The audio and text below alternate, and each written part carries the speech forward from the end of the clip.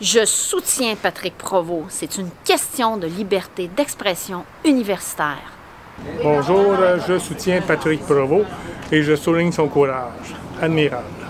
Mon nom est Joanne et moi je soutiens Patrick Provost pour son courage et sa force de détermination que la vérité soit dite.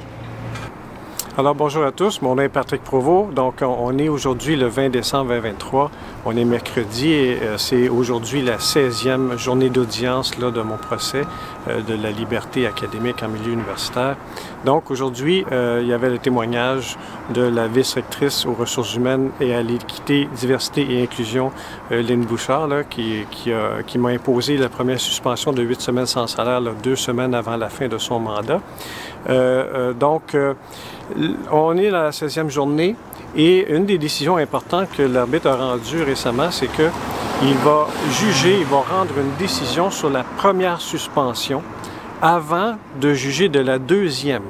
Alors ça va occasionner, en fait, ça va raccourcir le procès parce que là, les deux témoins professeurs ont déjà comparu, interrogés par l'Université Laval. Et là, c'est la première administratrice qui est interrogée. Il va en rester 3 après Mme Bouchard. Et donc, après ça, ça va être au syndicat et à moi de présenter notre défense. Et donc, ça risque de raccourcir un peu la durée du procès actuel. Et donc, si tout va bien, là, j'imagine qu'une décision pourrait être rendue avant l'été 2024.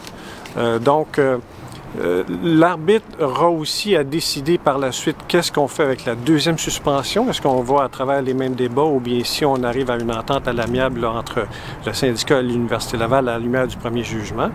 L'arbitre doit aussi se prononcer sur un grief de harcèlement que le syndicat a déposé contre l'Université Laval. Et la décision va faire foi de tout. Donc, on va pouvoir se reparler au cours de l'année. Ensuite de ça, il y a un autre grief de harcèlement envers des collègues du Centre de recherche au CHU de Québec qui va être débattu devant l'arbitre Alain Turcotte, si je ne m'abuse. Et ça va débuter aussi en 2024, grief pour harcèlement. Donc, le dédale judiciaire se poursuit en espérant que justice soit rendue. Donc, je vous invite à rester, à continuer de m'appuyer.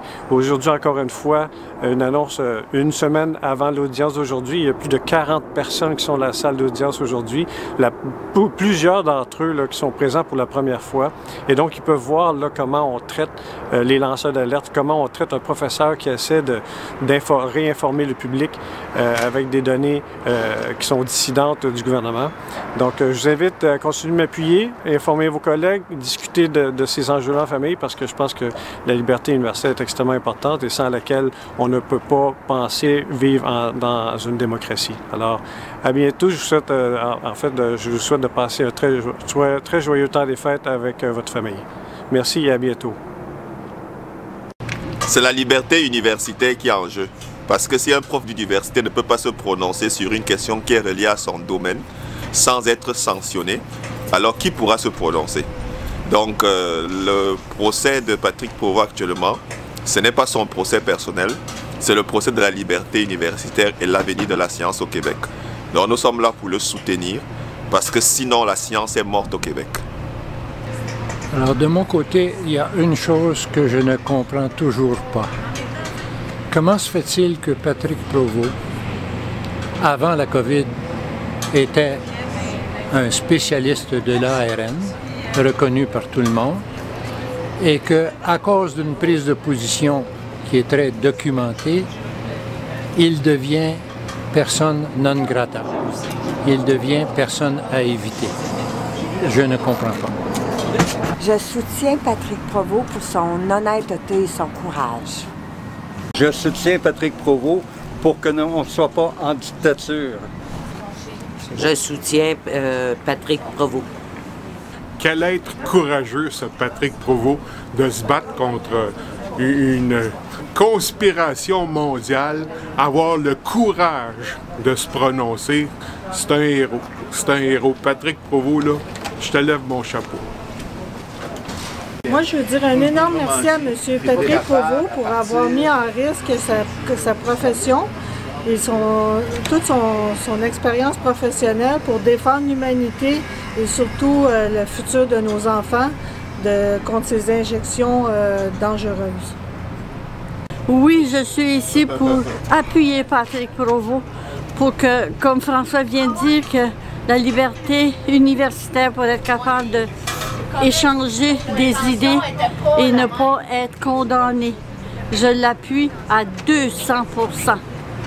Moi, je soutiens Patrick Provost dans son combat pour la liberté universitaire. Oui, nous sommes à l'Université Laval pour soutenir Patrick Provost, qui a le courage de donner l'envers de la médaille et puis de lutter pour la liberté académique, qui est quelque chose de vraiment important pour les chercheurs universitaires. Donc, on espère que Patrick Provost puisse avoir justice un jour. Alors moi, je suis ici aujourd'hui parce que je suis entièrement en accord avec les propos que défend M. Provost.